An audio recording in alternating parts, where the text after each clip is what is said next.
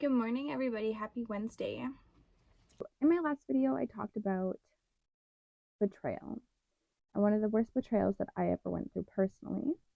You can find that in this little block right here if you want to go back and watch that video. And today's video is going to be the ins and outs of betrayal and a framework that always helped me and worked for me. So today, we're going to be focusing on subcategories of betrayal with friends, relationships, and self-betrayal.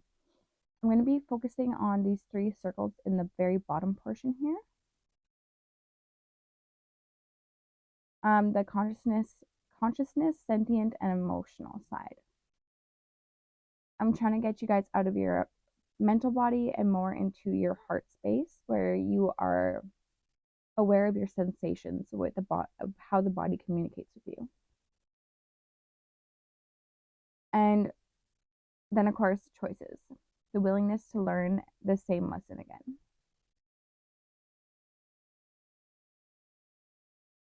So, what is the concept of betrayal? By definition, it is the act of betraying someone or something, or the fact of being betrayed, violation of a person's trust or confidence, of a moral standard, etc. For me, in my personal opinion, I describe betrayal as the occurrence where one party purposely or non-purposely does something to someone where the other party involved is shocked due to the inability to relate and or justify the other's behaviors. Pre-established complexities that set the ground rules for betrayal. As someone may have been through something similar and they're sick of the same scenario and characters, this becomes something you bond over. If you're anything like me, that removed the need for further investigation. What I come to realize is being able to take yourself at face value is something that should be cherished. Oh man, keep yawning today. What I've come to realize is being able to take yourself at face value is something that should be cherished because not many can. In addition to that statement, this doesn't particularly mean the person is lying to you. It means we get to base our judgments based off how firm an individual is in their so-claimed character. The complexities become a lot less complex when we're assessing how and what is most important to an individual in a given circumstance. So people are strong in their character until something comes along that benefits them. Like they're strong in their character. Oh my goodness, please excuse me. I don't know where these yawns are coming from. They're strong in their character until it serves them to be another way.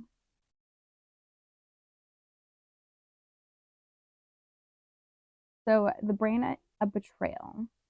This is by Dr. Jack Porter. I'm going to play you a small little clip here. Gray line there, we're going to say that the gray line on top represents the story that both partners know about. That's their shared life together. They met, in college, and then they were friends for several years after they graduated. Dated other people, but always remained close. And then one day, and it's the story. Oh, and then he proposed, and then they got married, and then she told him that they were pregnant, and that's the storyline that they are both aware of. Let's say that he's aware of a second story that she's not. It's a story that he's hiding from her and a story that is a threat to their primary attachment. It's a story that's a betrayal of their relationship. And he's living it, and she doesn't know it until one day there's an intersection. Well, what happens there? On the day when the partner who's only known about the top line suddenly now knows about the bottom line. Well, she knows right away, the betrayed partner knows, that can't happen anymore. That bottom line down there, it can't exist. That cannot go on. That's a threat. And remember, we're wired for connection. We register a threat to our primary attachments as a primal threat. And hearing about that registers in the brain as a huge survival issue. And that storyline cannot go on. But notice also I've X'd out the gray line. I've X'd it out because it's not safe anymore either. Okay? It's not safe anymore either because living that line for the betrayed partner allowed the bottom line, the black line, to exist. So what's left? What's left? So I want to sound a little harsh. What's left is you.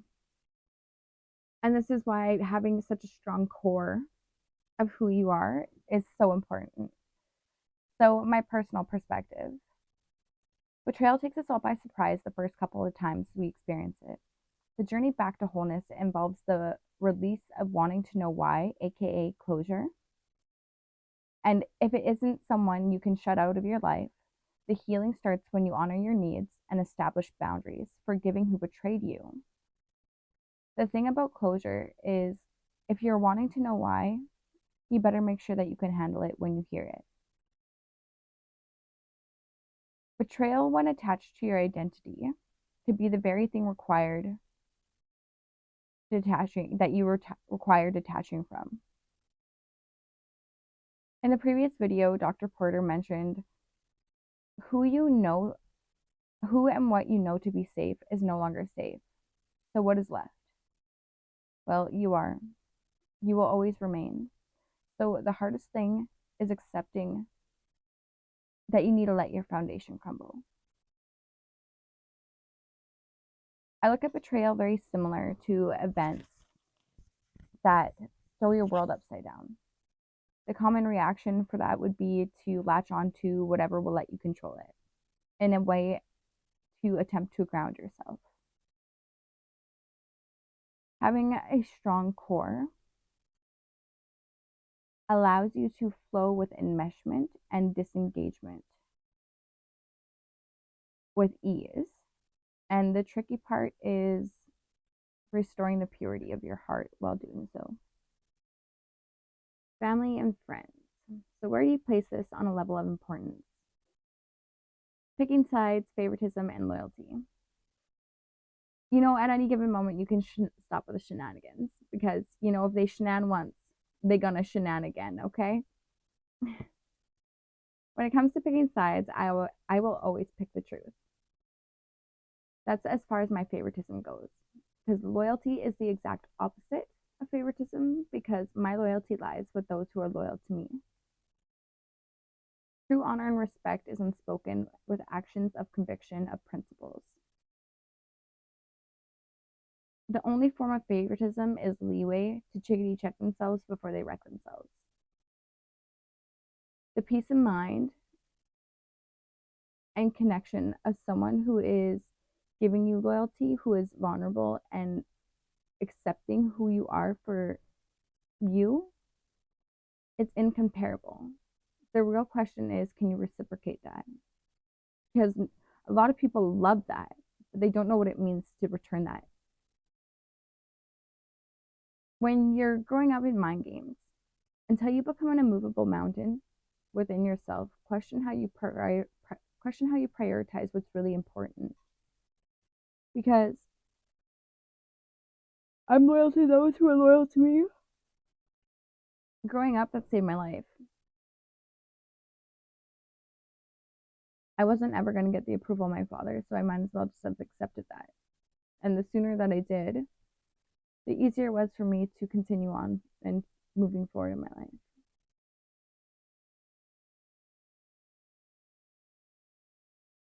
How you feel inside will always be reflected in how you behave outside.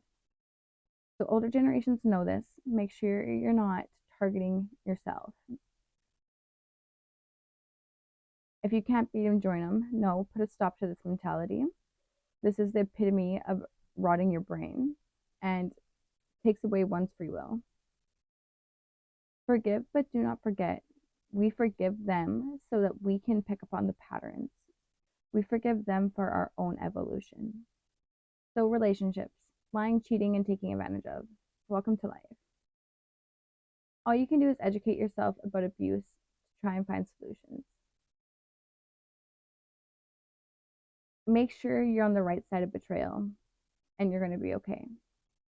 At the end of the day, if you gave it your best shot, you stayed in alignment of your values, your morals, knowing your intentions are pure, you're going to be okay. The sooner you can face and accept sometimes becoming who you're meant to be is deciding who you're never going to be again. And that's completely okay. You know, in my relationships that I've been in, this is where I learned so much about abuse, is because I truly gave it my best shot to find the solution. I looked at myself first and foremost. I looked at different forms of abuse, and I read so much about psychology, and I gave myself, I went through absolutely everything where I had to accept the truth that the problem wasn't me and it never was me. It took me 4 years, but I mean, I still gave it my best shot. So the betrayal, I was on the right side of betrayal for me. That's how I see it. And I was strong on my character. Self betrayal. This is where the real damage is done. It's the most important and most neglected, because if you get betrayed in relationships, you need to do self betrayal healing. If you get betrayed by your family and your friends, you need to do self betrayal healing. Self betrayal healing is a vital part to every aspect of betrayal. And every form of betrayal, self betrayal is self betrayal work needs to be done. This is where you have a psyche fracture. This is where we lack the coping skills. We need inner child healing, real inner child healing, not the kind of inner child healing they do in rehabs. We tell ourselves false narratives to cope because we go into this another emotional perpetual loop. And now we're wondering how to get out of it. I will stick that video right up here. You will find it there.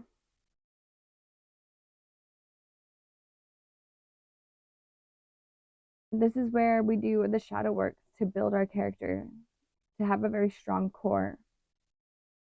Living out of alignment, rejecting how you feel. This is where this gets all mumbo jumbled.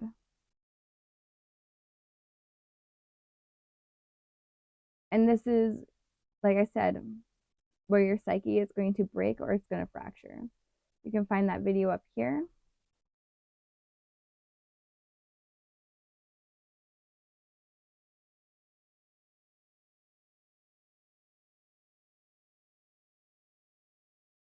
Where there is a dysfunctional upbringing, ask yourself how strong your core is. How true and solid are you to your character? Meaning you are what you do, not what you say you'll do. This is so important, because this will determine how strong someone is in their character and how easily they shift given the circumstances that they're in. If you live suppressing how you feel, the damage is real. You get to decide your path, don't be the reason for your own wrath. Failing to forgive others and oneself will limit your evolution. Widen your perspective, and only then you will see everything is absolutely perfect. Are you a part of the problem or the solution? The catalyst for change or a mind deranged? Everything in life is a choice. To make a point of making peace with your demons, or your demons will make a point out of you. A couple rule of thumbs that I would go by.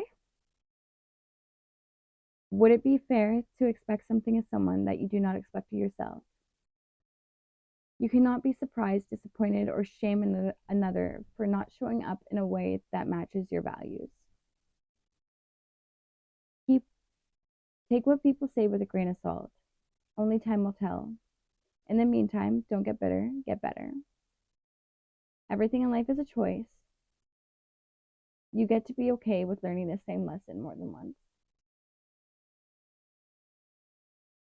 Don't take anything personally. Ultimately, remember when you walk out of someone's life, it's their loss. So humble yourself and move on. And last but definitely not least, never be afraid of standing alone for what you believe. You know very damn well you're not the only one, and we'd be damned to believe you'd be the last.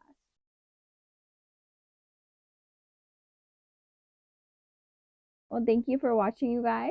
This sums up my video for today on my perspective of what betrayal is and where it really comes from, where the root is always self-betrayal, the lack of that healing that needs to be done, which isn't really talked about in relationships and with family.